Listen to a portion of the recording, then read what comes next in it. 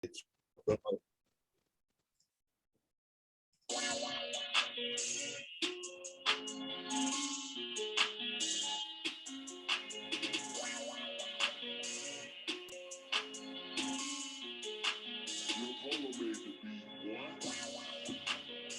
evening, everyone, and welcome to another episode of She Good People. I'm one half of your host and crew. My name is Kelsey Coop Charles, and with me I have bruh Antonio Long. Bruh Long, people? How's it going? Oh, it's doing lovely, dog. It's doing lovely. Looking forward to tonight. Oh yeah, half the week is over with, and we're on the downhill slide now, man. Oh yeah, oh yeah. It's been a good week. Everything looking lovely. Feeling good. I hope you doing the same. Hope the family's safe. Oh yeah, as always, man. Same to you, man. I'm telling you, football is right around the corner. Everything's lovely right now. Oh man, I can't wait. Looking pretty good. Is your quarterback all right? I think he's gonna be okay. DJ ukulele like a little wiggler. Yeah, he's gonna be all right. Oh, I ain't worried about that one. He good. I'm talking about that quarterback with that old blue star on his helmet. College come first, man. So we'll talk about pro okay. come. We gonna do it like that, huh? Okay. All right. Yeah, we're gonna start off like that because we're going to Super Bowl this year, right? You and Skeet been drinking that same juice, boy. I don't know what y'all on. Yeah. Anyway, good evening, folks. We're here. Tonight we're gonna continue our series on 90s R&B groups. Last week we did the male groups. This week we're gonna come in with the female groups. But before we jump into that, this week we don't have a sponsor that we normally would highlight at this time, but I want to make a little PSA to the folks that listen to She Good Peoples. I put a lot of stuff out on Facebook about the same thing, but for those of you that are out there, and I know we got to work, I know we got to take care of ourselves and things of that nature. Only thing I ask is that you do whatever it is that is necessary to keep yourself safe during this time. I don't know how it is here. I know how it is here in South Carolina. I don't know how it is in Georgia with Kelsey and them. But right now we have a rampant runaway pandemic again I think this is the fourth cycle. Understanding, very well that, you say we infringing on your rights, but you infringing on the rights of other people by not doing what is necessary to keep us all safe. Kids in my district around here right now, we have almost 700 kids quarantined just because of this pandemic, and it's affecting the children. And, it's one thing if you're an adult, but it's a different story if you are a child, you know what I'm saying? You need to protect the children. If your child is sick, and we had an incident here this week already because school, over the last 2 weeks, school has been starting here. We had an incident over the last 2 weeks where there was a kid that actually knew he was positive and parents sent them to school. No mask, no nothing. That's irresponsible. That's not being a responsible parent. And I'm just gonna say it like this, the hell with your rights, right now. You don't have the right to kill other people. You know what I'm saying? You can do what you want to do, but if that child is actually infected or sick, you need to keep that child home. That child is putting so many people in danger. And this Delta variant is much, much stronger than the original coronavirus. So, just making a plea, you probably ain't gonna take my advice because you probably don't care, but I'm just telling you, why do you feel like it is necessary for you to hurt other people just to defend your rights? That is the dumbest thing I ever heard of in my life. Yeah, and I want to add to that. I think you hit the nail on the head. Just be respectful. I mean, your choice to get vaccinated is your choice, whether you do it or not. But if you understand, what's at stake. You don't know what someone else's immune system is like. You don't know how well they're able to fight off foreign disease or whatever, or disease inside the body, or anything that attacks the body. So I think we need to be mindful of that too. A lot of times we think, yeah, they're infringing on my rights, and I mean, in a way, yeah, they are. But at the same time, we have to use common sense with this thing. If we do what we need to do, more diligently, I'll put it that way, we can get back to being who we are and who we want to be. Like I said, again, your right is your right, but just be mindful. Everybody's you know, the world is a very diverse place. America is a very diverse place. We all have different views on a lot of things. And, you know, yeah, it is hard wearing a mask all day. I'll tell you that right now. I mean, for me, it's hard to breathe sometimes, especially in this heat. It's hot. It's hard, you know, but if that's the case, limit your social outings. I know you want to go places and I know you want to do things. I mean, right now, to be honest with you, this is a perfect time to get to know your family a lot better, your immediate family. For those of you to do, I understand there's a lot of people that don't have that and don't have that luxury, you know, that live on their own. But for those of you that don't, you know, take this time. If you want to go out to eat, hey, make it an event. Go out, get your food, come back home, have dinner at the table. You know, cut the TV off, have conversations. You know, get to know your family a little bit better. You know, I think we all are tired. The people that are vaccinated, the people that are unvaccinated, the people that are doing what they're supposed to do, and the people that aren't. We're all tired. I think we can share that same sentiment. We all are tired, but you know, until something changes, I mean, nothing's going to change. If nothing changes, nothing changes. And insanity is doing the same thing over and over again, expecting a different result. You know, so let's just be mindful of that. And you know, when we move forward, you know, we all want to see the end of this thing, and we want to be resilient and rise through it, rise above it. So that's my 2 cents. You hit it right on the head there, Kelsey, and you know, just to end this up on a positive note, those of you that are out there that are doing the right things, we greatly appreciate it. For those of you that, you know, you want to be unto yourself, I just say, you know, be respectful, you know, take, you know, do the right thing, you know. You are causing, you're going to lose a generation because of this, you know. And if you don't believe that, you know, just pay attention. You know, it's going to happen. This is a situation that is going to wipe out a whole generation of folks, whether it be older folks, younger folks, people our age. It's going to happen. So you got to look at what kind of future are you presenting to the folks that are going to be left here, because I got news for you. Everybody ain't gonna die because of this. Okay, that's true. It's not gonna happen. So you might as well think about what your future is gonna be, and how that future is, whether you're gonna be here or not gonna be here, how you're gonna influence it by the things that you do. And we don't know. I mean, we don't know. The virus affects people differently. You know, you have some people that have no symptoms, they're asymptomatic. You have some people that, oh man, ventilators. I mean, you know, you have some people that come back but they're not full capacity. And I mean, you have to think about others, because you think about it. Last year, the kids were robbed of a lot. You know, football, basketball, sports, you know, the camaraderie of being with each other. Graduation. You know, a lot of people, I'm thinking some still did graduate, but a lot of them didn't, you know, because of this. So, I mean, the sooner we can do what's needed, it's not saying the government, you know, because the government says this, that. It's not even about the government at this point. It's about using common sense and doing the right thing. You know, if you don't want to get it, keep yourself distance. And if you do, I mean, still exercise precaution, you know, so that's all we have. That's all. All right. So that's our platform for this week. We're going to get off this and we're going to get back into the fun. So cool. You know, we're talking about female groups from the 90s. That is right up our alley. I think really the 90s was probably the strongest point for female groups at its time. During the 70s and 80s, you know, there were female groups, but you know, they didn't have the lasting staying power that these groups had. And even to this day, their songs are still relevant for everybody that we're going to talk about tonight. Oh, definitely. And I want to start off, we're going to jump around a little bit, because not because I'm currently residing in Georgia, but you know, Georgia has a lot of talent, and I want to start off with So So Def. I want to start it off with Tiny, Tasha Toya, and Candy. Now we got to start it off with Escape.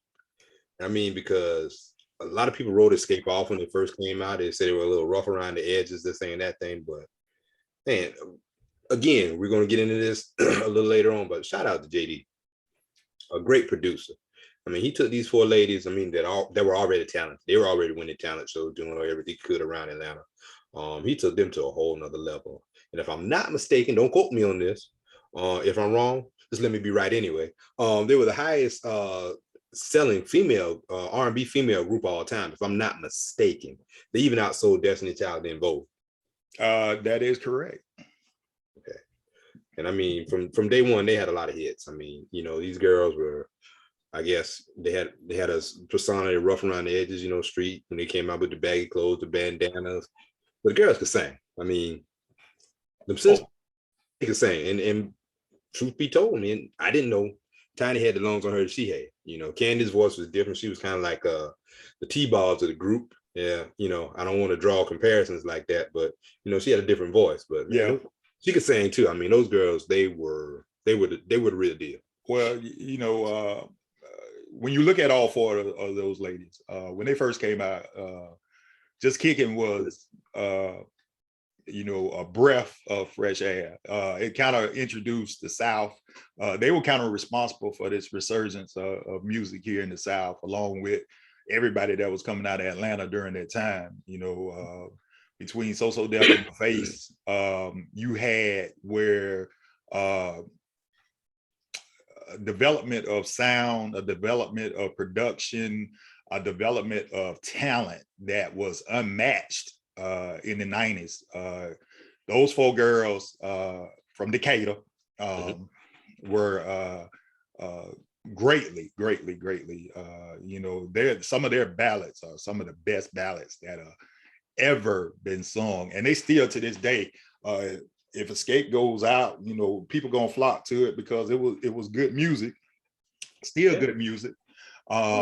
It's still relevant to the day. And one of the things you can say is that these were four ladies that went on and still became successful in life after their music career. I don't want to say it ended, but after it slowed down.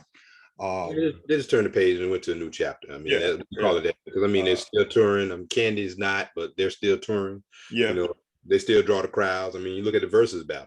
But we'll get into that a little bit later. We'll get into that. But I'm gonna say, like Tiny, has done some great work as being a writer and a producer. Candy still has been very out front. Not only with Real Housewives, but also, with her business. Who would have ever thought that, well, we always knew because it's the South. People try to hide this fact or whatever, but sex toys make a lot of money. Everybody. It's being out of business. Yeah, I mean, it does what it does. It does what it does. And, she capitalized on that. She has a lot of good things for couples. Her and her husband doing a fantastic job with that as well. So they have a lasting impression other than just music. So that's one of the good things about Escape. They were, again, a proponent of this new era of music coming out of Atlanta. They were at the forefront of that. And I really, to this day, I still enjoy everything that they've ever done. One of my favorite songs is You're My Little Secret, Oh yeah. Oh man, that's classic. Yeah. The harmonies that came along with the rough hip hop edge to the sound just made it so much better. And to be honest, it kind of in a way laid the groundwork for everybody else in the 90s because everybody else started incorporating that into their music. Oh, definitely. I mean, it's Andre 3000. Well, it was Dre back then. I think he said the best. It's like, got a demo tape and ain't nobody want to hear it, but the South got something to say. That's all I got to say. Right. I mean, he put them on the map. I mean, for the hip hop, for R&B, I mean, hip hop. I mean, So Def back in the day was a machine. I mean, it truly was, and that's one of the reasons why you got to give JD and JD as we go through this list. JD has been influential in so many of these groups. And not only just groups, but JD has really for a long time. JD kept Mariah Carey at the forefront because she would always utilize JD for production. And that would always be a hit. I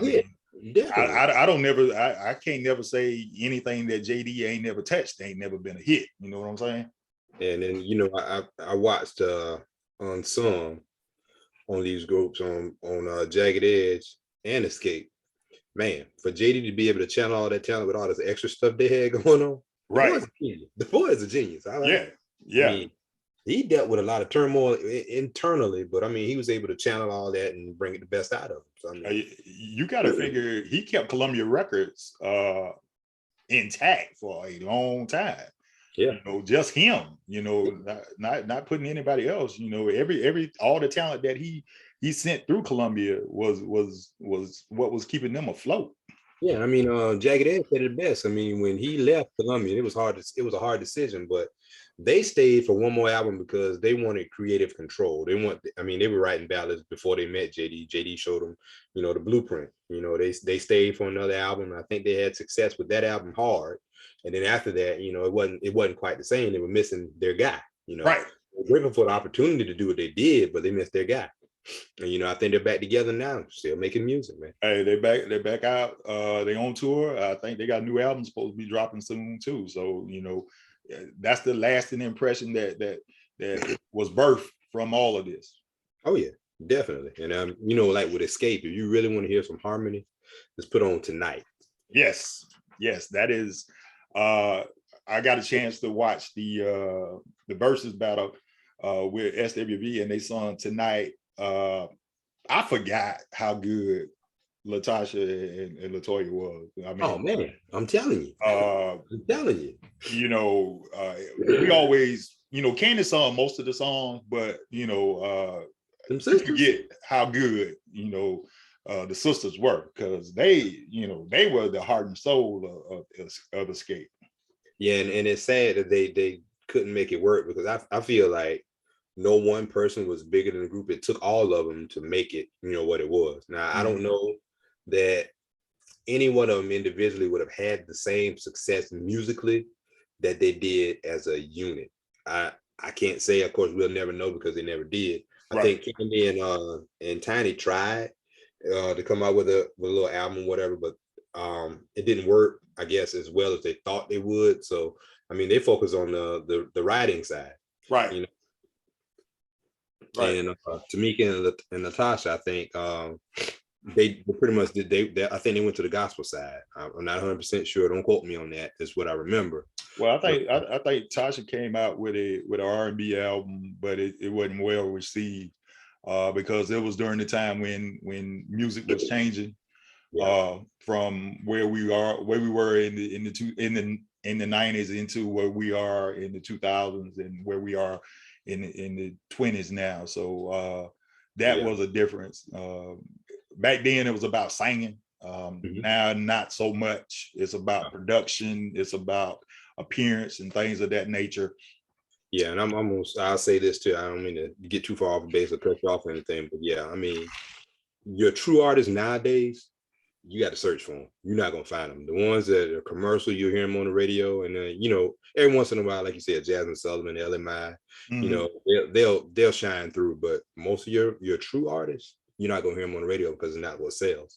No, that's not what the record company is looking for now. So that's why I give the 90s its props. The 90s knew what was good and what was sustainable, and that's why these folks are still beloved to this day. Oh, most definitely, most definitely. And so while we're at that, we're going to segue on to the sister group that they did the versus battle with, Sisters with Voices. Yes, sir. SWB. Yes, sir. Coco. Oh my God, bruh. The thing about SWV was not only were they talented, SWV came with the right time of East Coast edge to them, and they incorporated hip hop in a way that was needed. They were they harmonized very good, but one of the things about it was that Coco was just so amazing just from her voice by itself. Coco could wrap you up and bring you in, and and you just be, you know, satisfied, you know. Yeah, I mean, they you know, they showed you know, they were, you know, an incredible group. And again, this is another situation where you know, sometimes your dreams are bigger than what you think they are, and Mhm. you take for granted, some things, instead of just enjoying the ride, you get jealous, and you allow things, Creep to in. get in and mess up a good situation. Oh, definitely, definitely. I mean, we see it all the time. And I mean, it's sad that they prey upon that. I mean, the music business is a cutthroat, dirty game. I Yeah, mean, you got to stay true to who you are, and like you just said, when you come in, make that pact up front.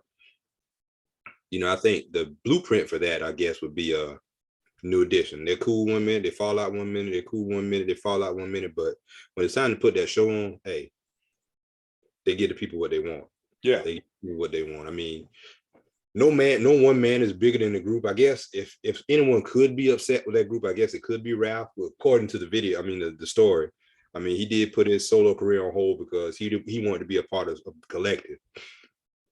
But while he was doing that, everybody else was out doing their own thing. And then when he did come out and do his own thing, I guess he felt like, or maybe we felt like, you said, the dynamic was changing, the time had passed. But I mean, you still had a cult following. Anything New Edition was New Edition. I mean, whether it was Bell Biv DeVoe, Bobby Brown, Johnny Gill, or Ralph. I mean, you had a cult following behind that. But yeah, yeah. a lot That of was people always do that. that was always going to be the thing, and I would say this with SWV, even though I know Lily put the group together, and because you're the one that put the group together, sounds similar to New Edition. Bobby put the group together. He felt like he should have been out front more so than anybody else. But you got to understand, sometimes things just happen, in the conglomerate of what you put together. Sometimes yeah, we know you can sing. We know that. There's no doubt about that. You wouldn't be in the group if you couldn't sing. But sometimes Singing and singing. it's just that person. You know what I'm saying? And that's where we bring in Coco. That's singing there, bro. That's singing.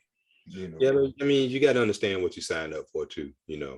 I mean, yeah, there are probably songs that she did lead, but the ones with Coco on, those are the ones that got the draw. I mean, you can't look at it, you know, and I guess insecurities creep in and allow you to start playing, your mind starts playing tricks on you know what you bring to the table, that what you're good about. But I guess it's up to each member of that group to say, you know what, we're gonna stay grinding, we're not gonna let this happen, that happen, the other thing happen. But as a lead singer, I guess when they push you out in front more so than everybody else, it's hard. It's hard not to hear the noise. And it's hard not to, this is a chance for me to better myself. I always want to keep ascending. I want to keep going to the next level. Right. Do that with you or without you. I guess that's the thing. We'll always be this, but this is something I got to do for myself. Well, I think one of the things that comes up with that also is your hangers on, or your folks that are in your camp. You always got that one somebody, that spreading the negativity. Yes. That person that's spreading the negativity a lot of times is what end up bringing you down as a group, because of the fact you have to realize, if you're making money and you're doing good because this person is singing the majority of your songs, you rather be with money, or you rather be struggling. That's the way I look at it.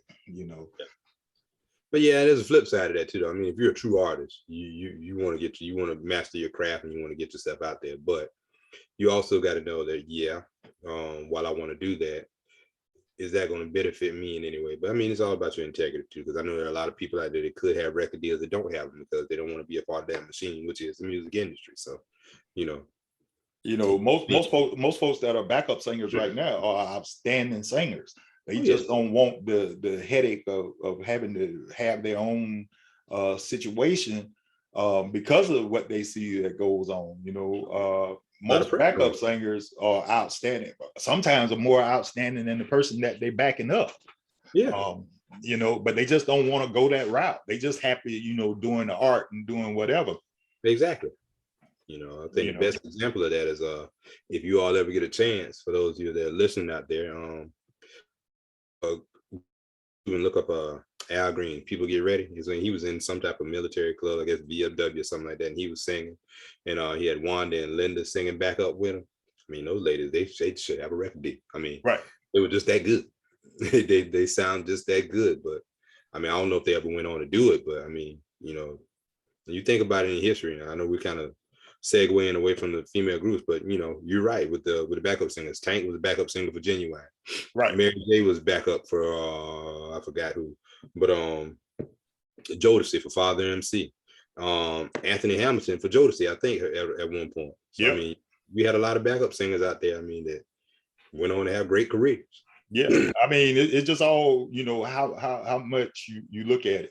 But you know, to get back to where we were with SWV, you know, they did themselves in because of jealousy. You know, yeah, Coco was out front, Coco was the star, but the thing was, you got to understand, it was all three of y'all that made SWV go, even though Coco was the one that everybody was listening to.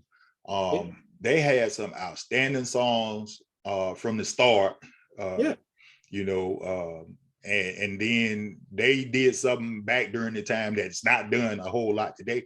They made a whole album of all the remixes, and it was outstanding. Oh yeah, that was true music back then, man. You think about it. I Get So Weak, you know, that was a hit. You know, they had Right Here, Downtown, you know, Right Here, to do Right Here and then incorporate Michael Jackson in the remix. Yeah, Human Nature remix. Yeah, that's just, you know, that's classic. But then they probably their biggest remix is with the Wu-Tang Clan. Anything is man, that was, you know, to have Meth and ODB, whoa, ODB, and to have Raekwon on that joint, that was that. We was already turning the tide. That's when Wu-Tang was becoming hot at the time, and then to have them come in and, you know, that up tempo beat just hit us hard, you know, and they solidified themselves, you know. And again, just like with Escape, they have a lasting impression into where we are right now. I mean, we go crazy. If Weak comes on, shoot, everybody's saying Weak, you know, male and female. Oh yeah, I mean, Pride and all that stuff goes out the window, man. Cause that's just good music. That's just good music. You know, and then, you know, they work, and one of the things, they work with another one of the great producers, which we will get into when we do our producers show. They work with Teddy Riley.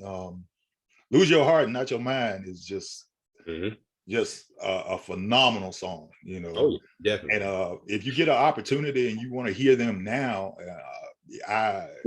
I've listened to Coco sing with her son. And I'm gonna tell you what, bro, that boy, if he decides to go into the music business, he got a place. He got a place. He sings that song better than his mom, and his mom can sing.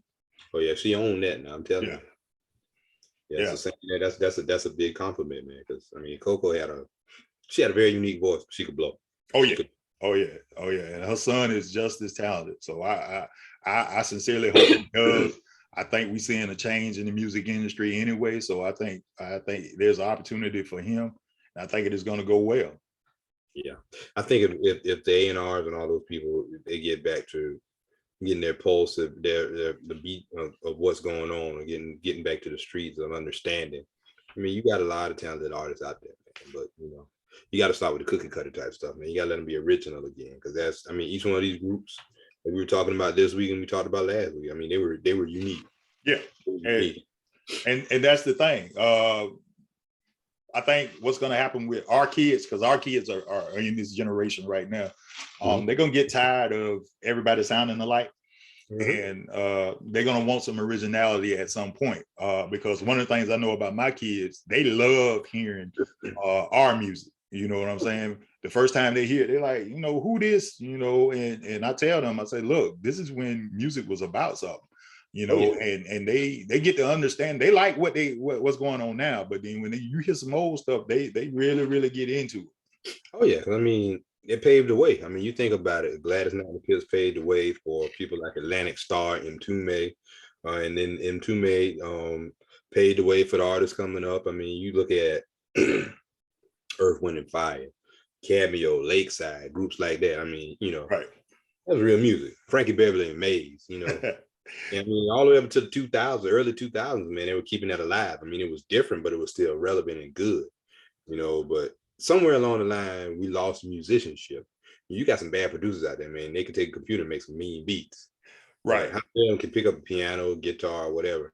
It ain't many. Make a song do what it do. It ain't many, but we the ones that can, you can tell the difference real quick. The ones that can. So before we, transition to the big three, like I call them the big three. But we hit on two smaller type groups from the 90s, Blackstone and Jade. Didn't have the same success of Escape and SWV, but in their own right, they had a hit R2 that was perfectly well received at the time during all of this. Blackstone had a very good sound. Thought they were going to be bigger than what they were. But I think early on in their careers, they broke up because, the lead singer had some aspirations of her own. And that kind of destroyed the group at some point. But, like I say, they had a unique sound that came on. They harmonized very well together. And it was a positivity about them. When they came out. Jade had a little street edge, but at the same time, they had some good sounds that went along with it. Didn't last very long. And that, I think that was partly because of the fact I think their production was trying to mimic the other groups that were out at the time, and just wasn't. I think it was more so, it wasn't about being able to sing, it was more so about the presentation on them. Right. Because they were three beautiful ladies. Yeah. So, that, that it sounds crazy when I say this, but that's only going to take you so far. So that's true. I mean, I want to throw another group in there. I know it's probably not really a group because it's only two ladies, but one of my favorites back during that time was Janae. You had Hey Mr. DJ, my all-time favorite. I still play it to this day. I played it at my high school graduation for a reason. I mean, that's a beautiful song, man. I remember the first time I heard that song, man. I'm not gonna lie. I mean, that was a powerful song, man. Like I said, it probably can't be in the group category because I'm thinking for our criteria, I guess we're using the group as three or more, but I had to get them a mention. I would put them there because I would also throw in Changing Faces with that as well. Production by R. Kelly. But they came out hard and they had a very good sound. Falling in the R. Kelly mode of making songs. Right. Another outstanding production. Kels can make a song. If he can't do nothing else, he can't make a song. Stroke You Up is still one of the best songs that will come out. And you think about it with those types of groups, Janae, they still, one of their greatest songs I give is with Busta, and you know how much I love Busta. It's a party. It's a party. The hook is off the chain for that song, and it fits with Busta. This is when there was a lot of collaborations during that time back in the day between hip hop artists and R&B artists, because everything went together, and you could do that in that type of way because of the fact these people were able to bring a unique sound and a unique artistry to and gave legitimacy to the hip hop artists, as well as gave street cred to the R&B artists. So that was one of the things that was real big in the 90s. It was just a celebration of music all the way around. I mean, everybody loved what everybody else was doing. There was no hatred there and nothing like that. I mean, at the end of the day, it was all love. I mean, how else could you get Busta Rhymes and Rick James on a song together? Busta Rhymes and Stevie Wonder. I mean, come on now. I mean, it was just an appreciation and a level of respect for what each other was doing.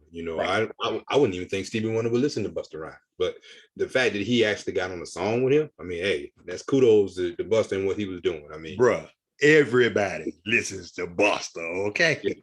Definitely. I see that now. Janet Jackson. I mean, Janet and Busta on the song together. I mean, Busta is a rap god. I we gonna get into that, you know, in another couple of sessions or whatever. Yeah, but we really need to get into yeah, that one. Yeah. but Yeah. Buster is a rap god. Okay, you got to understand what Buster is. Buster is the type brother that can pull in Mariah Carey. Come on, man. Buster Yeah. has done hits with everybody.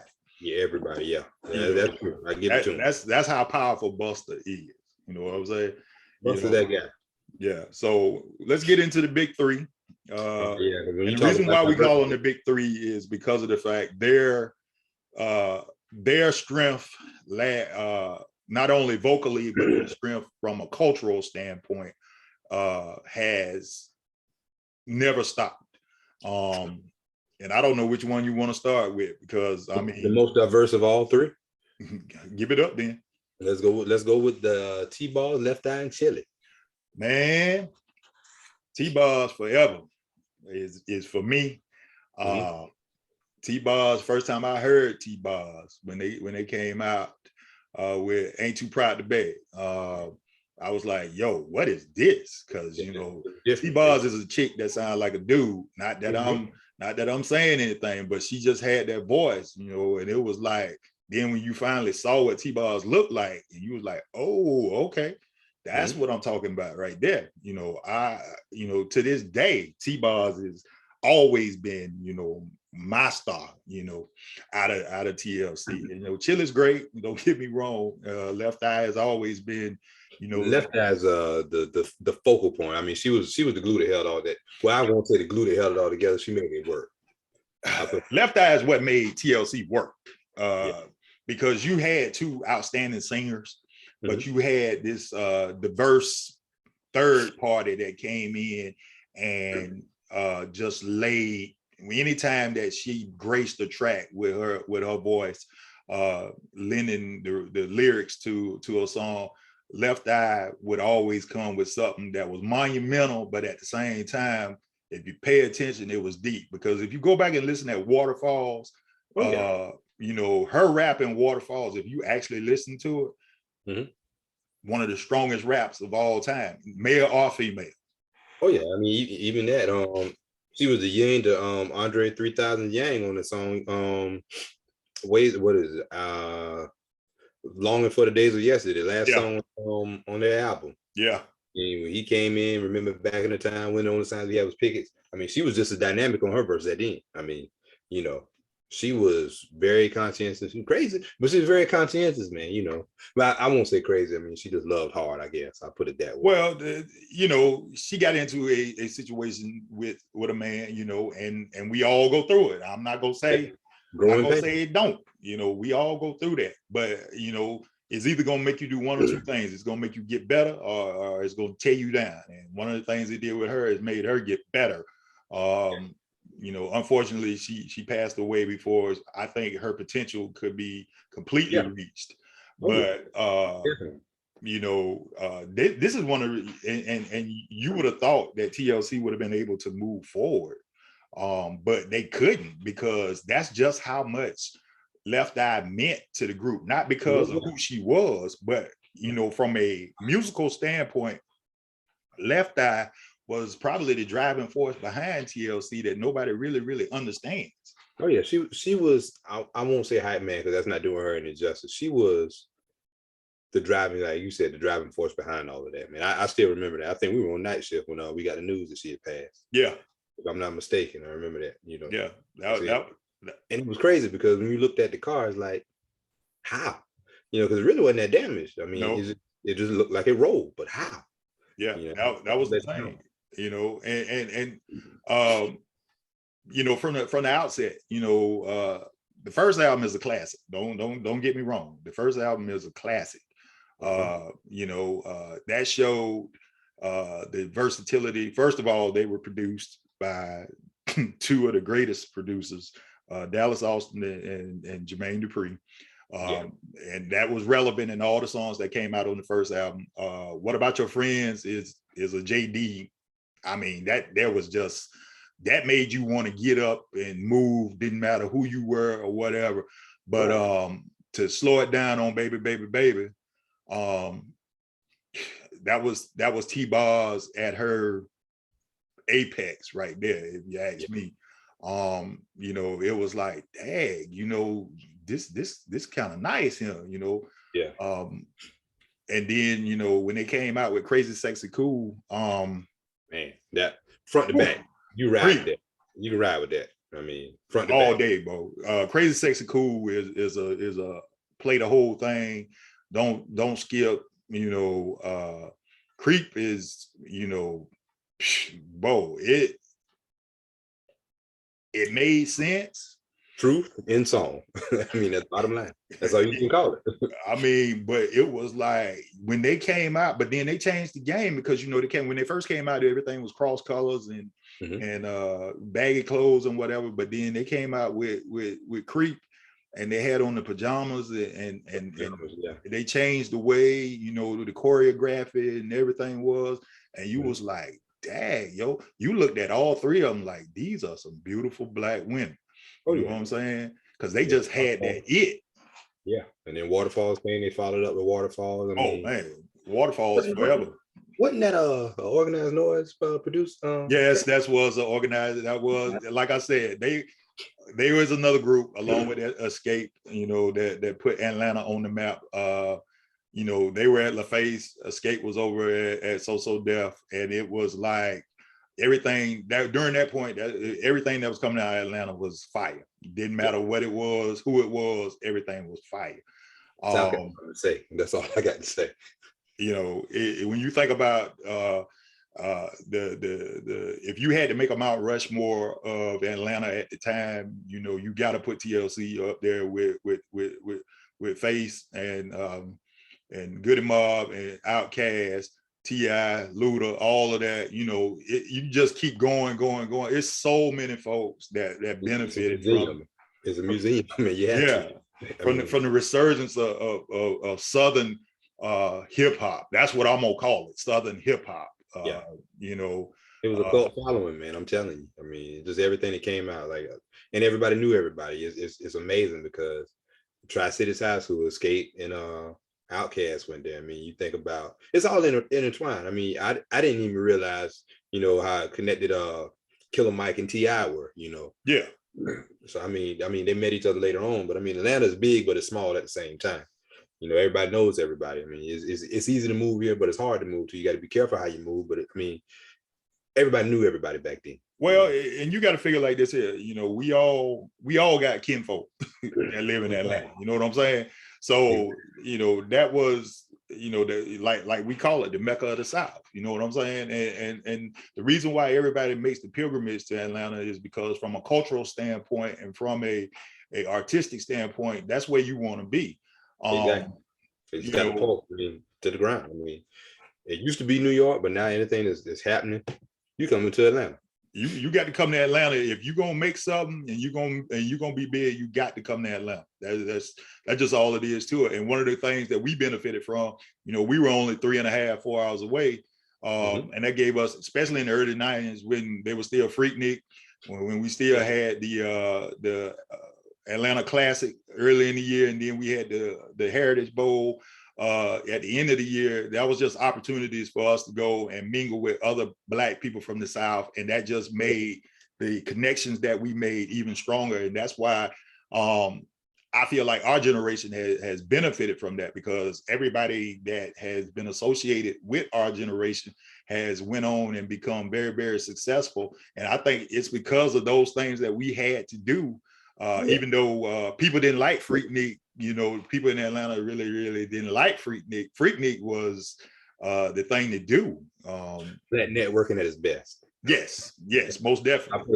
I put it that way. Freaknik open your eyes to another life. Oh yeah, and it's funny you mentioned that, because I mean, you know, Atlanta is like the capital of the South, but you know, being right next door in South Carolina, you're right. We got a lot of that early because BCU right there in South Carolina, and then, you know, Chattanooga. I mean things funneled through. I mean, Chattanooga to Memphis, but I mean, anybody who was getting started, most of the time they came through either Claflin or South Carolina State. Right. We had a whole lot of that going on. You know, anytime homecoming would come on, hey, that's the place to be. Well, you figure back in the day, my first exposure to Outkast was before Outkast even came out. I think Big Boy's cousin was going to South Carolina State with Skeet. And I remember when Skeet came home, he had this tape, and I'm like, who this? You know, he was like, man, these some new dudes getting ready to come out, you know, in the next few months from out of Atlanta. You know, and that was, I heard, you know, Southern Playalistic, you know, before it even came out. And I was like, boy, these boys gonna blow up. And then, you know, even it came out in what, 93? I think 94. It came out in 94. And then during that time while Skeet was at State, Shakim, who ended up being So Def's DJ, Shakim was with Skeet at South Carolina State. And Shakim was a great DJ because he put together a lot of music, and he ended up producing a lot with Jermaine for the resurgence that they had in the mid 90s and late 90s. And he was part of that, you know, so that was the thing that made us get more and more into where we are. And then when you look at it, you know, TLC started in, I want to say late 91, first part of 92. Right at the same time, yeah. And they blew up with a different sound. Like I said, they came out, because really when they first came out, it was all about hip hop. Because of Left Eyes rapping, but then as they progressed and they matured, it became more about the singing. T-Boz and Chili, you know, really displayed their vocals on a higher level, and you know, they were probably the best known female group at the time.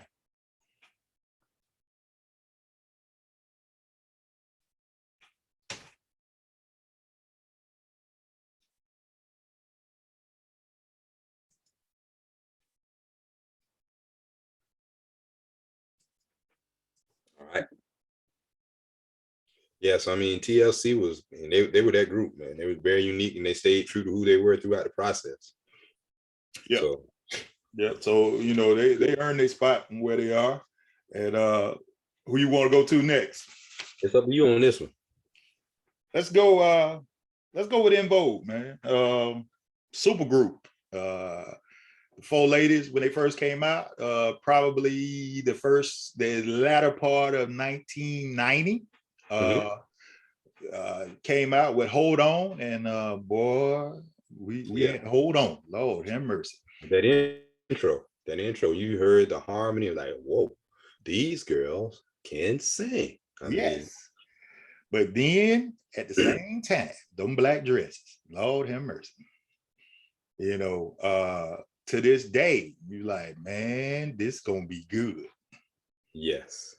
I mean, I'm telling you, man, they're four beautiful ladies, man. Four beautiful sisters. I'm telling you, they were a breath of fresh. They were a continuation of what R&B used to be. I mean,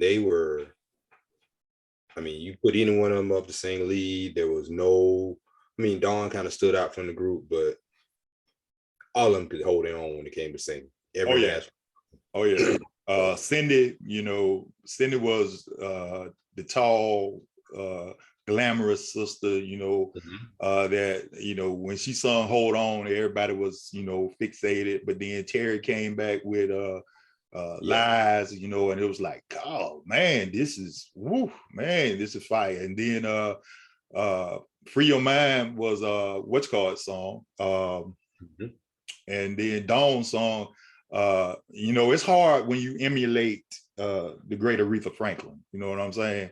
But their version of Giving Him Something He Can Feel is is as close as you can get to the Aretha. You know, and it's hard. You got to, you know, Aretha is the queen for a reason. You just don't say I'm a remake an Aretha song. No. You just don't do that. I mean, that's a lot of death sentence for a lot of artists. But yeah, I mean, I think while it wasn't Aretha, I think she would have been proud of that. I mean, I don't know what her reaction to that was. I never saw it. You said, but I guess, I mean, the way things were back then, you had to get permission to sing it. Right. So right. I mean, she must have approved. I'll put it that way. I'll put it like this. The original version of Giving Them Something You Can Feel For those of you that have never heard Aretha sing it, because I know a lot of people don't go way back like we do. That's Aretha. That's Aretha at her best. You know, the riffs and the rolls that she made in that song with her voice. If it don't touch your soul, you ain't got no soul. And to say that En Vogue did it as well, that's saying a whole lot. Oh yeah, definitely. I mean, and my favorite En Vogue was "Gotta Be a Part of Me." I love that song, man. That was, you know, I'm a balladeer myself. I love the old stuff, the old slow songs, you know. Right. That particular song, man, that's a beautiful song. You know, they gained a whole lot of success just because of the fact, you know, lyrically and musically, they were good at their craft. You know, you can't say that they're another group I don't think has ever made a bad album. No, I would say that they were the equivalent harmony wise, the Boyz II Men. Now success level, no, but harmony wise, I mean, they understood their voices. They can make anything sound good. They could sing the alphabets and harmonize it, and I'd listen to it. I mean, they were just they understood their voices and they knew where to fit in and how to fit in. I'll put that way. Well, you got to figure they, just like Boyz II Men, was able to cross over into hip hop. They did the song with Salt-N-Pepa, "What a Man," just like Boyz II Men did. You know, with LL. You know, when you know, at the time, LL and Salt-N-Pepa again are rap gods. You know, when you are able to hold your own and put yourself in position to harmonize and do what you do with these types of groups, that means that you are very, very instrumental and very good at what you do. Yeah, people take notice. Yeah, definitely. They respect your craft. Yeah, yeah. And the thing with En Vogue was En Vogue was powerful. You know, they could sing every type of song that you put in front of them, make it sound great. You know, but again, strife always comes in with situations. Dawn left the group, you know, in search of her own, I would say, I don't want to say her own sound, but at the same time, she wanted to branch out and be more in the forefront. You know, sometimes it's hard sharing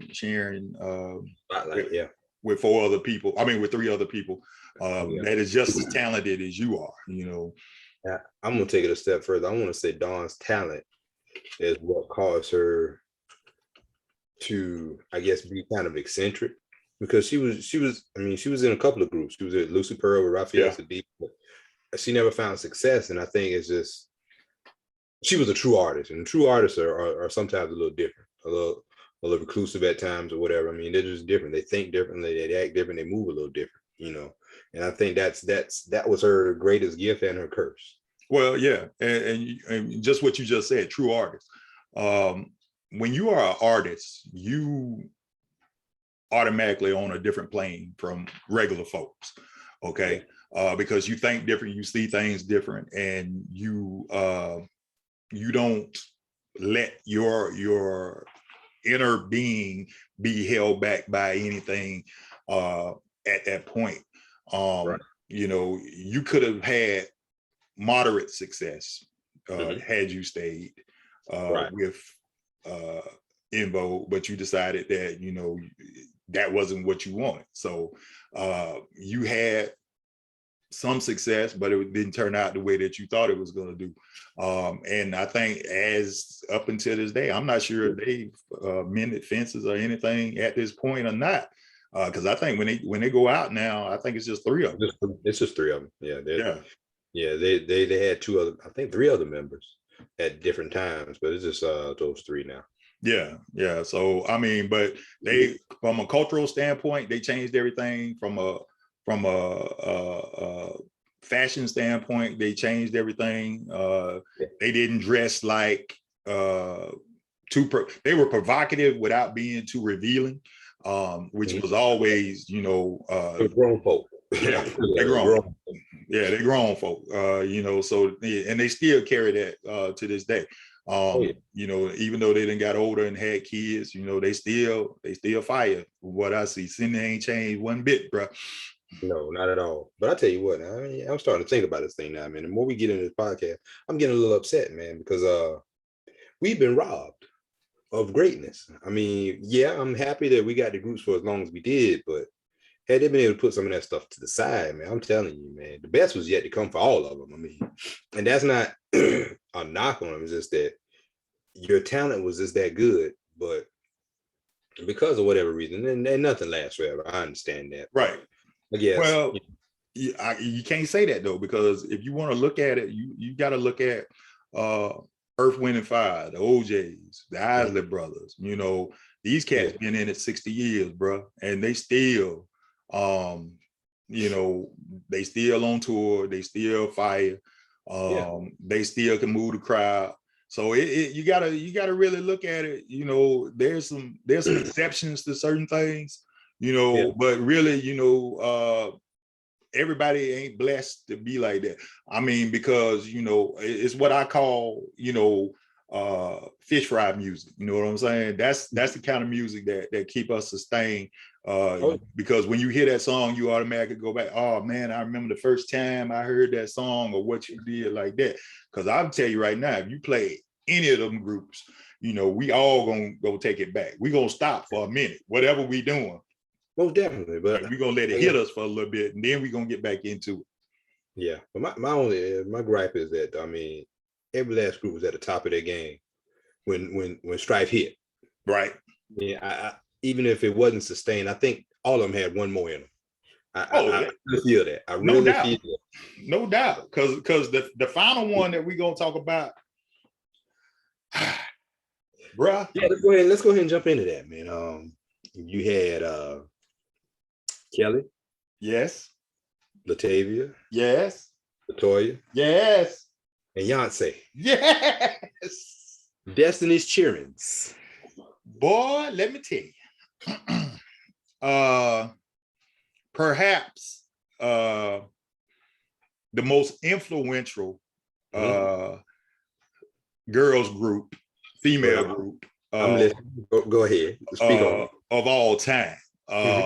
It birthed entire movement unto itself. Yes, it did. The Beehive is an organization unlike no other. But rightly so, though. I will say rightly so, because that girl, Beyonce Knowles, Carter.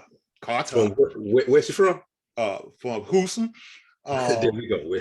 From Houston. There ain't another in this world like that. Miss Carter. There ain't another one in this world like Beyonce Knowles Carter. Destiny's Child, when it came out, the first album was so-so. If it wasn't for Wyclef doing the remix to No, we wouldn't have known who they were. Right. But he did the remix, and that made it kind of, you know, hot, and they sold some albums, and then they came back with the second album and exploded. Oh yeah, definitely exploded. Bugaboo, you know, bills, say my name, Lord have mercy. The outfits that Mama Tina made for the ladies, all was very, very sexy. All was, you know, slightly revealing, but wasn't too much revealing, but it was enough. I'm gonna tell you the truth, and as much as I love Beyonce, I will say this here on this show right now. When they were younger, Latoya was the one I wanted so very bad, because Latoya was just fine. And she still is. I know, but back then she was just fine. She ain't had to do nothing but stand there, and I would have been all right. That's true. And this is coming from a Beyonce lover. But Latoya, when they were growing, when Destiny's Child first hit, they wouldn't let Latoya and Beyonce talk. And you know why? Because they had that Houston in them. Houston, the country. Hey, and it was in them bad now.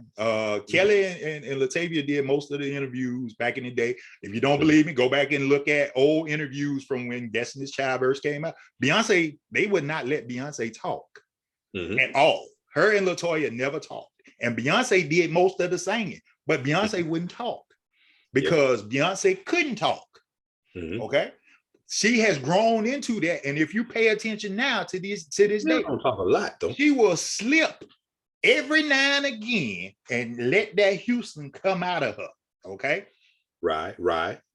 If you pay it, but you got to pay attention now. You got to pay attention because she's learned how to express herself in a proper way and sound right and everything. But every now and again, that Houston will slip out.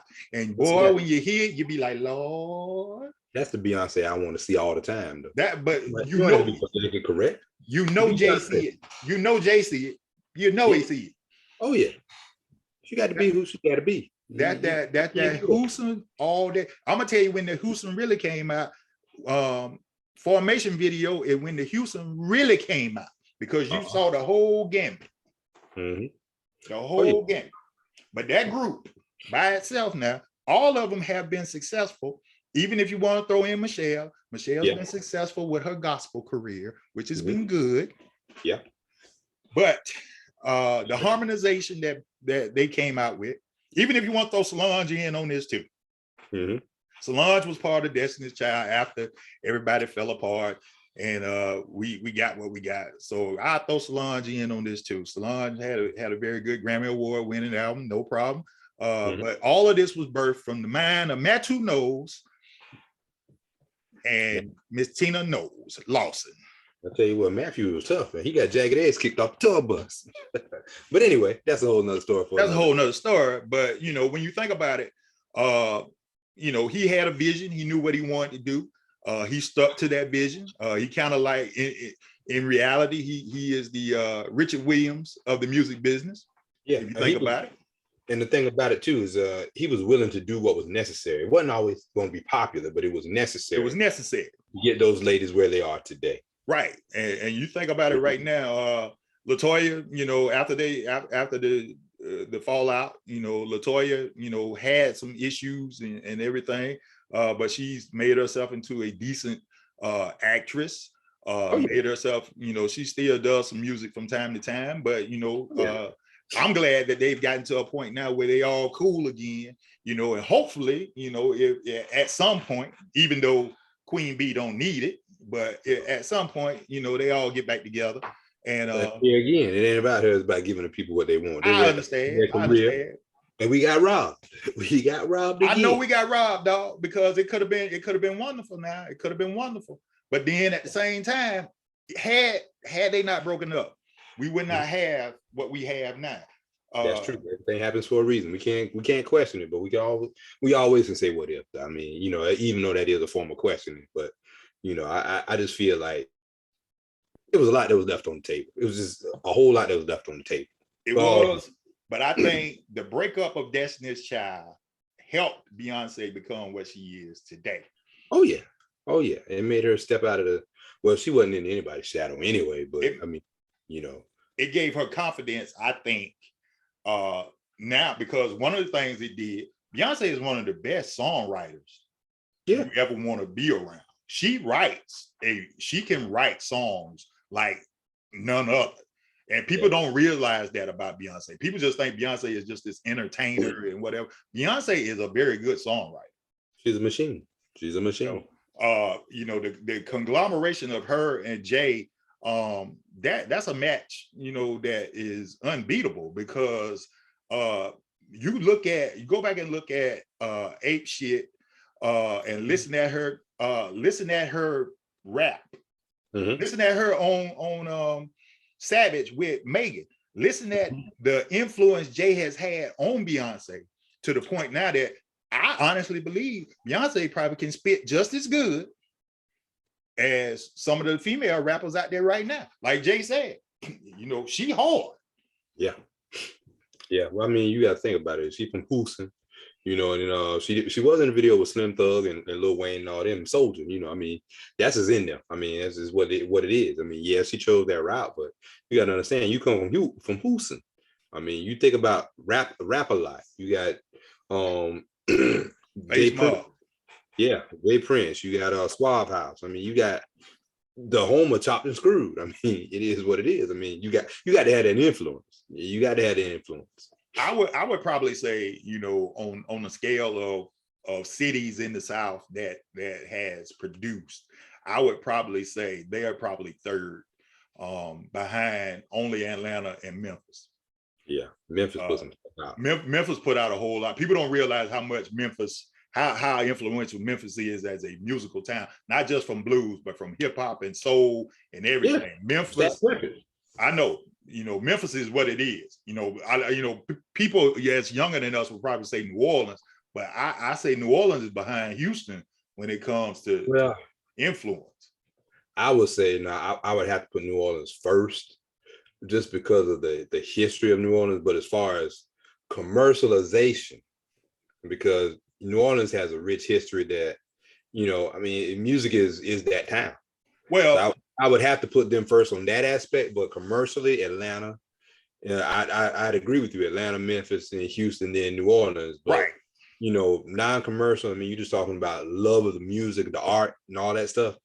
You're not gonna beat New Orleans in that. Well, I mean, the thing about New Orleans from a musical standpoint is all genres are mixed up in New Orleans music. Exactly. You have jazz, you have R&B, you have soul, you have hip hop. Everything is encompassed in New Orleans. Yeah, definitely. And you know, when we get in production, we got to pay homage to KLC and Beats by the Pound, because I mean they were a machine working for Master P. I mean they put some stuff out, but we'll say that for another day. But that'll be on our producer show. But this is the thing that you figure Destiny's Child allowed. Now Texas was already good, you know. I put it like that, because you know, early on you had the DOC. Better, yeah. You know, and then you followed it up with Badu, and then you know, you had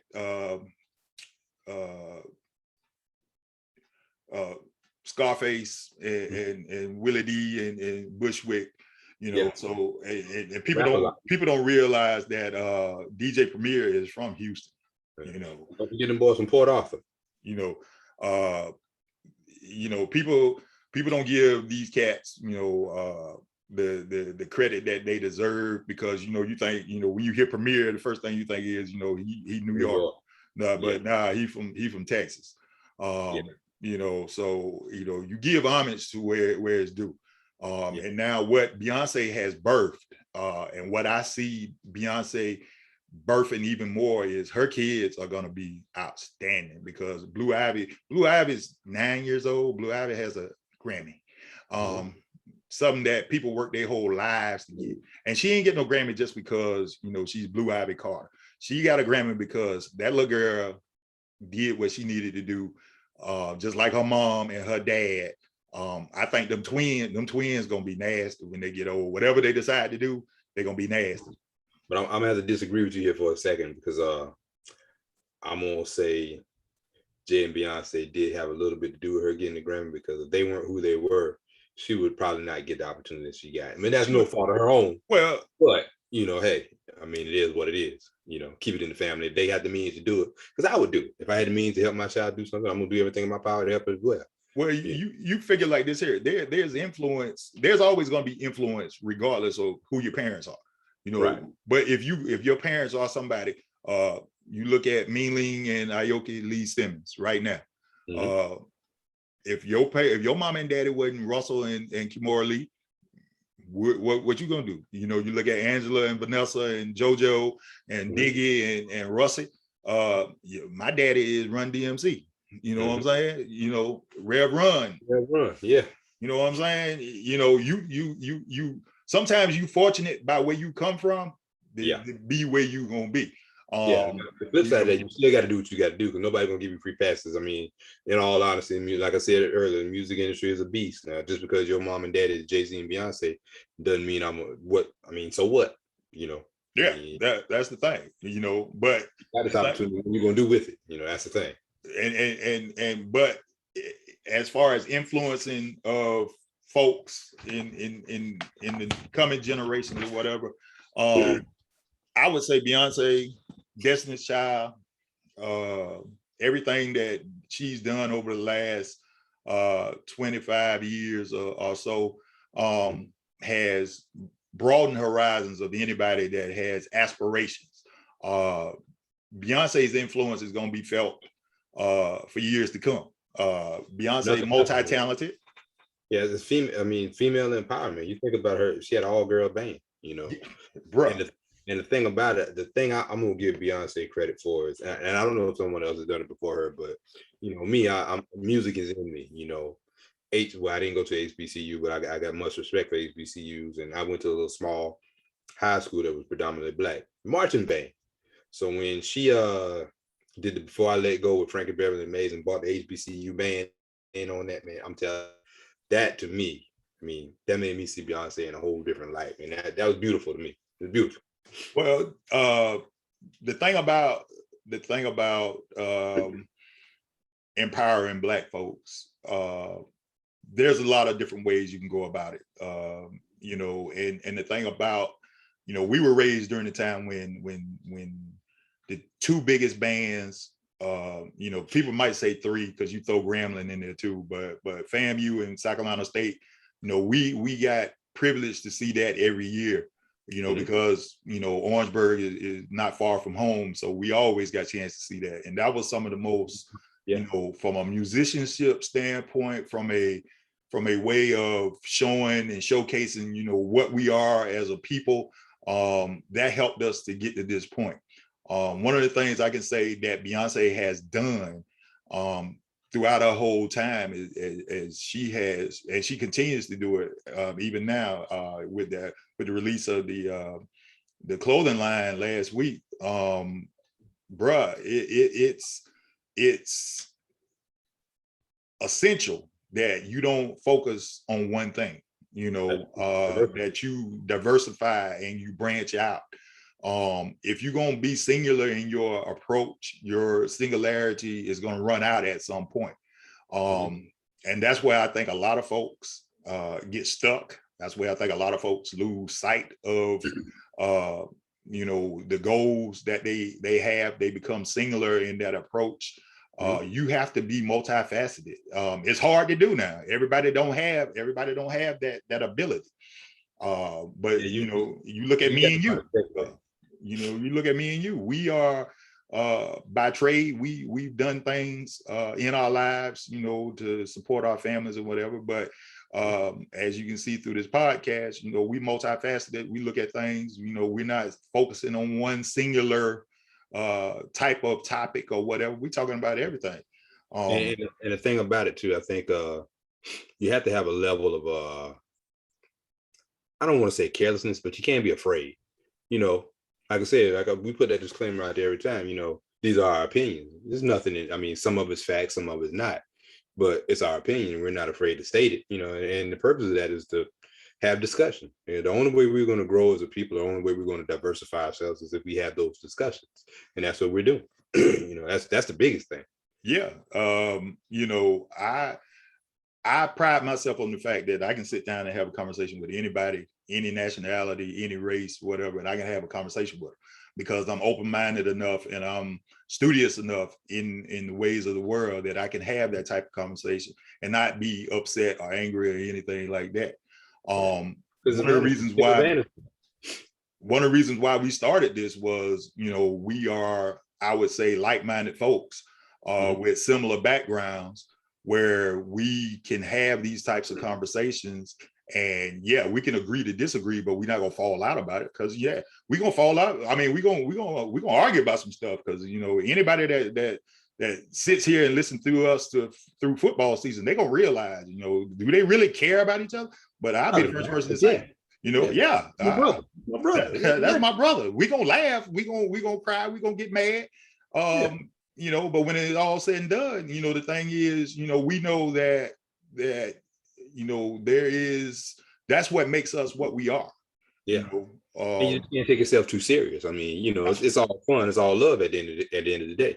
At the beginning of the day and end of the day, it's all up. Well, I mean, if we had cameras back in the day when we really used to act up, people would probably wonder if we even cool, you know, because some of the stuff that has been said amongst us, you know, has been pretty cutthroat now, you know, and stab a brother in the heart type stuff. You know what I'm saying? Because, you know, one thing we believe in is kicking a man when he dies.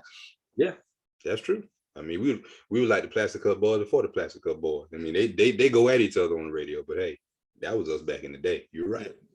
We mature now. You know, back in the day, oh man, I done made a man fall in a bed of ants and lay there, man. Come on now. Yeah, that's true. I've seen it myself. I've seen it with my own eyes. You sure saw that because you told a story that was not complete. Yeah, and you know, we were some fact-checking individuals back in the day. We gonna get this story. You ain't got to worry about that. We gonna get the story. Yeah, and a lot of and I'll say 99% of the time it wasn't no tact involved. We just gonna come out and act, you know. But that ain't what I heard. Such and such say it. But anyway, that's a whole story for another day. Oh man, boy, if we told some of them stories, whoo, man, you talking about some comedy. Yeah, definitely. But what happened in the past stays in the past. Yeah. I'm glad we didn't grow up, man. I ain't gonna lie. I'm glad we didn't grow up because if we stayed the same, God help us. That's all I can say. That's it. So this is it for our wrap up on the R&B groups of the 90s. You know, more shows to come. Again, this is therapeutic. We hope y'all listen. We hope y'all love, but for us, this is going to continue on because of the fact, I'll be the first one to say I miss this brother because of the fact, he's in Georgia. I'm here now. I miss the rest of my brothers because, we got life now. You know what I'm saying? We all married, children, grandkids, but at the same time, at the core of it all, even though we don't see each other as much as we used to back in the day, we still brothers. Exactly. And that's one thing I think a lot more folks in this world need right now is people that you can truly sit there and say, that's my brother. I think a lot of times people attach the word friend to some folks that really don't deserve it. Acquaintances. Yeah, associates, things like that. But I know my circle. I know how my circle is. Even though we ain't all here together like we used to be, I know if I pick up the phone and I say, yo, I need y'all, they gonna be like, I'll be there as soon as I can. I ain't even got to worry about it. That's what true friendship is all about. And that's what makes us what we are. We're gonna talk trash. We're gonna do all of that. But I mean, but it ain't nothing but love through all of it. We've sat here and watched our kids grow up to the point where they are now. And one thing I can say about all of them, I'm proud. I can sit there and say I'm proud, that our kids have been fortunate to live their lives and be successful and not get caught up in no mess. And that's a tribute to us as much as anything because of the fact, we have laid groundwork for some successful people. So I look forward to that. And they're not perfect. I mean, but that's part of growing up. Sometimes you want to save them from things, but a part of becoming an adult and being responsible is sometimes you see it, but you got to let them go through it, because it builds character, responsibility, things like that. I mean, I'm pretty sure our parents saw us do some things that they're like, but if I say something, they'll never learn,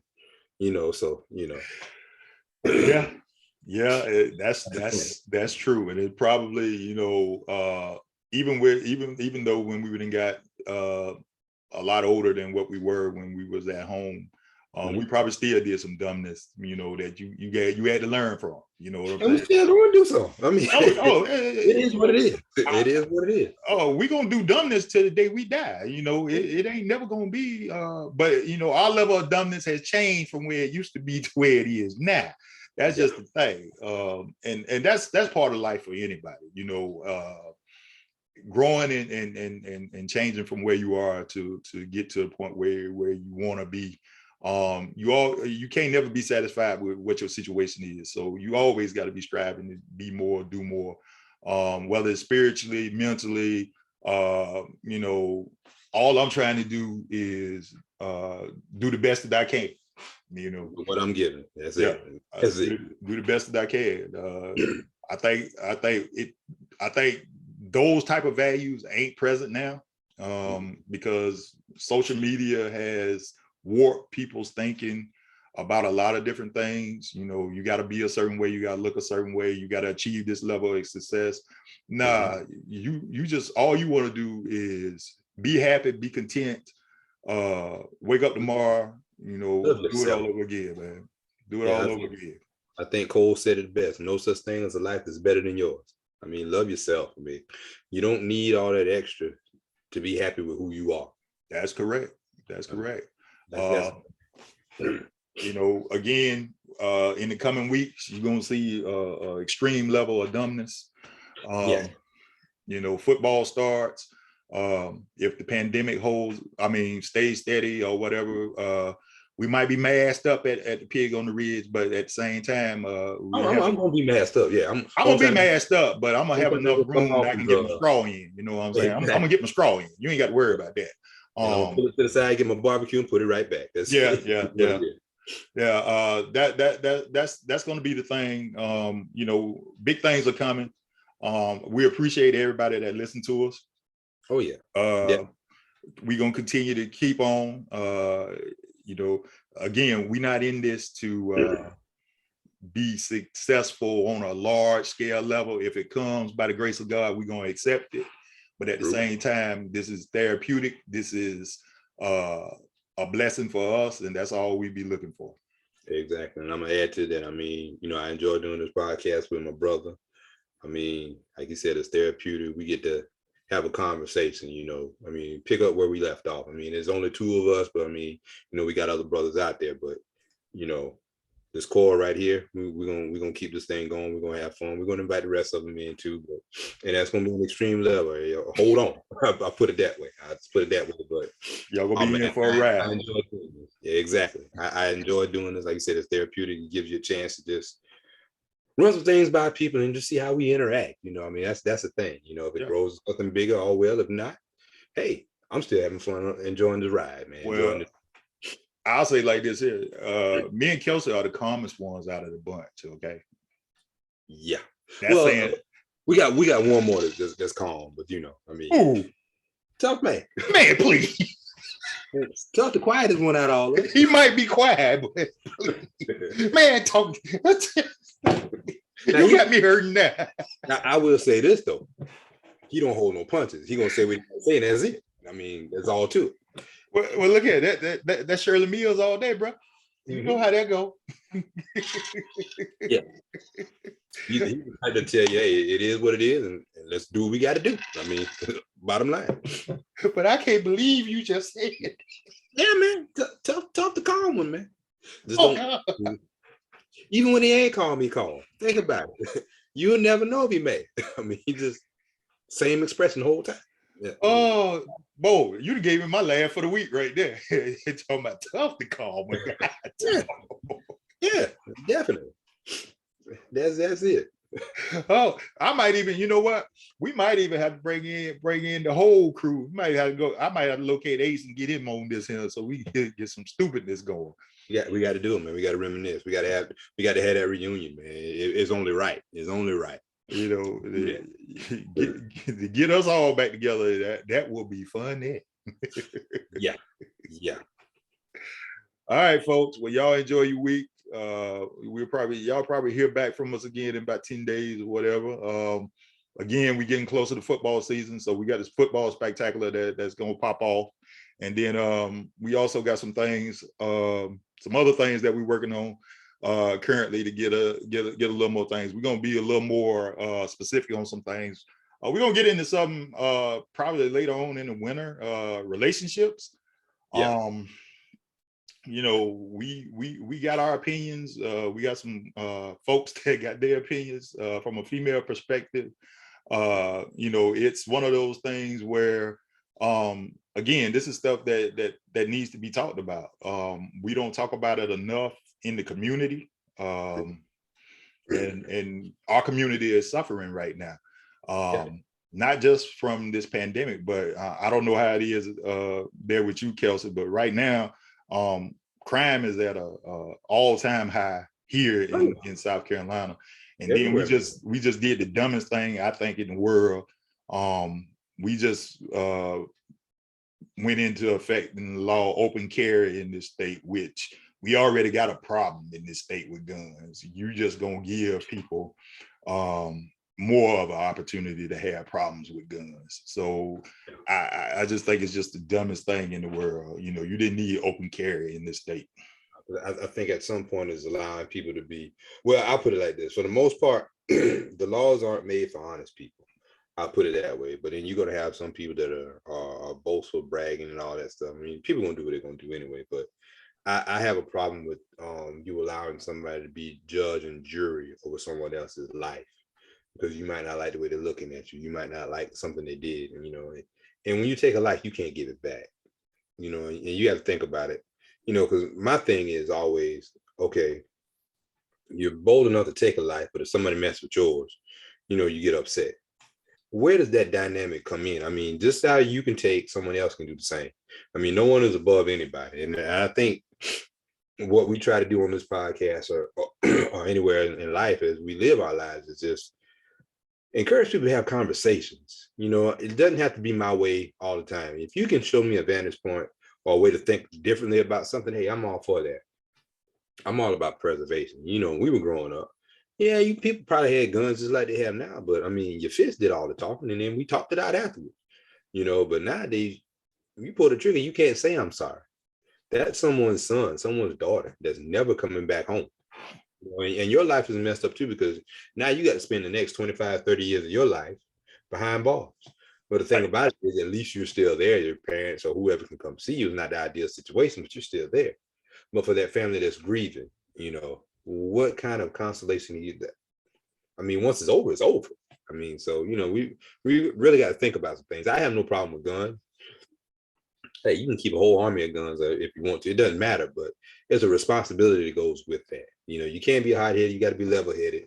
You know, and before, I guess it's a gun makes you feel like it's your bodyguard. Okay, I got the upper hand. You know, I'm a big bad person because I'm carrying this, but it's not intended for that. I mean, you know, you got to use common sense, people, and you got to value life too. And I think that's the biggest thing nowadays. Most people just don't. They don't value. Yeah, I agree with that. A lot of people don't value life, and the thing about it is, you trying to show how hard you are. It ain't about being hard, man. Because let me tell you something. I don't know if you ever done spent the night behind bars, but I have, and I'm gonna tell you right now. That 6x10 ain't no joke, bro. It ain't no joke. To the prison one time, I guess, and that just show you on a different level. We sang at a prison graduation. That was enough for me. I don't want no parts of jail. Nah, no. Bro. I mean, I can't see it. But you know, we have lost. I ain't say we losing. We have lost a generation of young men. And to be honest, right now, we losing a lot of women. People ain't talking about it, but we losing a lot of women to dumbness. Because, you know, they trying to show that, you know, you ain't gonna get the best of me. Well, you might not be getting the best of you, but this is the thing. You won't never see outside. And I'm sorry. I like to get up in the morning and go outside. Exactly. You know, I don't know about y'all, but I like to see different people. I don't like seeing the same person every day. Yeah, I mean, I got to go to work, but at least I can take a different route home. You know, I can go to Publix versus Kroger, or Ingles versus Publix. Look, you know, I can go. I got freedom. I can go to the store. Exactly. I can get what I want. Nobody tells me when to get up or when to go to sleep. Granted, I do it anyway, but you know, it's a different level of freedom. And now, I mean, I'm not going to sit there and say that, you know, there are a couple of instances or a couple of cases that, yeah, I do what I got to do. And if that's my sentence, so be it. But, you know, for the most part, I'm not out here thinking of trying to scheme anything, honest days work, whatever. But if you threaten me and my family, that's a whole different story. But, you know, for the most part, I think conversations can be had. A lot of things that are going on can be avoided, but it's just that we have to be willing to have that. Pride is the devil. And I Right. mean, that's the biggest thing that gets a lot of people in trouble. Right. I can't sit here and say, because I don't know everybody's circumstances. I don't know what caused what people to do what, but I do know, I say this and I get out of here. Me, I was a hothead back in the day. I said I didn't see how people could do certain things, man. But life has a way of humbling you, man. Fresh out of college, got a baby. You go in the refrigerator, all you got is a light. I still say I would never do it, but I see why people, rob and do certain things, because times are hard, you have no help. I mean, it's still no excuse, but I mean, I can understand a little bit better. Right. And that's the thing. And that's going to lead us to, we're going to do a show on mental health, because a lot of this goes to that too. And if you don't think mental health plays a part, I'm just going to be real about situations. Being a Black man in this world, if you ain't got a mental health issue, something wrong with you, because you have to deal with something that nobody else in this world, probably other than Native Americans, have to deal with. And that's something that you got to bypass. And I put this on my Facebook, and I normally, I'm one for this all the time. We all are one bad day away from making things worse. One bad day, and people don't realize that, and I read that came out of one of the greatest, I'm gonna put this plug in before we leave. One of the greatest books that was ever written, and it's a comic book, it's a graphic novel, but it was The Killing Joke. The Killing Joke, that is the Joker and Batman, their eternal struggle between each other.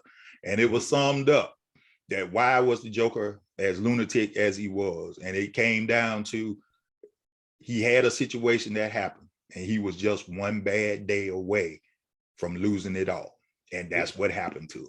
So it can happen to any of us. It can happen to any of us, because one thing, and I'm gonna say this, we're gonna get off, because one thing I got from my pastor, and he told me this, and I believe it to be true: we all broken. Yeah, you are. We all broken. This is how you navigate through that and how you handle it. That's right. That's right. If you don't believe it, there are rich people committing suicide. Right. You got everything in the world. I'll be the first one to say, I've talked to some folks. Kelsey knows I've talked to some folks or whatever. Got everything in the world. Some of the most unhappy people you ever want to meet in your life. Money don't make you happy. No, it does not. It can buy you happiness for a short term, but you keep chasing that high. It's just like a drug. You keep chasing that high. You keep chasing that high. You got to find that inner peace within yourself and be happy being who you are. And that's the thing. And we all want to get there. We all want to get to that happy place. Everybody's not going to get there at the same time, and some people may never get there, but you've got to see life for what it is, appreciate what it is. And if you want it to change, you got to find a way to make it change, a legal way to make it change. Right. Opportunities are there. You just got to think outside the box sometimes, and the successful people get there. But to most successful people, I think it's the journey and not reaching that destination. It's just the journey to get there. Because once you get there, you got to find something else to motivate yourself. And if you talk to most rich and successful people, they'll tell you have to keep reinventing yourself over and over again. Whether you're rich or not, you need to keep reinventing yourself in your day-to-day. You go to the job every day and you expect to do the same thing. That gets mundane. That can lead to some issues. But if you find a way to make it fun, or find a way to challenge yourself, this is what you have to do. Exactly. These are the things you have to do. Like I said, we started off talking about R&B groups. We spent just as much time talking about other stuff. It is what it is. And this is what you're going to get every week. It is what it is. But this is helpful because of the fact, even if we don't say, even if somebody that listen to this don't get it, it helps us. That's the point. Yeah. And that's and I'll say it like this. It's almost like a parent talking to a child. When our parents told us things growing up, we didn't understand what they were saying. Mom and dad, something wrong with them. But as you get older, as long as you keep on living, you'll see. And that's why I say conversations, man. That's the key, because a lot of stuff we don't understand until you see it for yourself. I never thought about racial profiling and police and all that stuff until it happened to me. Life. life is the great equalizer. I mean, you just keep on living, you'll see. We all have issues, we all have problems, you know. This is how we navigate through. Boy, you sound like my grandma was just now. Boy, just keep on living. That's it. I mean, that's the thing. You keep on living, you learn. Yeah, you will. But that's my spiel for the night. You know, I'm gonna stop talking because I keep going for another hour or so about this stuff, man. Oh, but it's good, man. And like I say, I hope folks get it. I hope folks get it. You know, this is what we're gonna bring. That's what we always gonna bring. Because one thing about it, we're gonna be true to ourselves. Oh, You yeah. know, y'all might not like it, y'all might not appreciate it, but guess what? We don't care. Approach it with an open mind. That's all to it. Just think Right. about it instead of writing it off and say, okay, well, what are they really saying? They have that conversation, you know. Yeah. All right. So until next week, we hope y'all have a good upcoming week and enjoy yourselves. Stay safe out there. Protect yourselves, you know, and God bless you. And we hope that He keep you and you'll be able to hear us in another 10 days or so. All right. That we love each and every one of y'all, and we hope to see you next time. All right. We'll holla.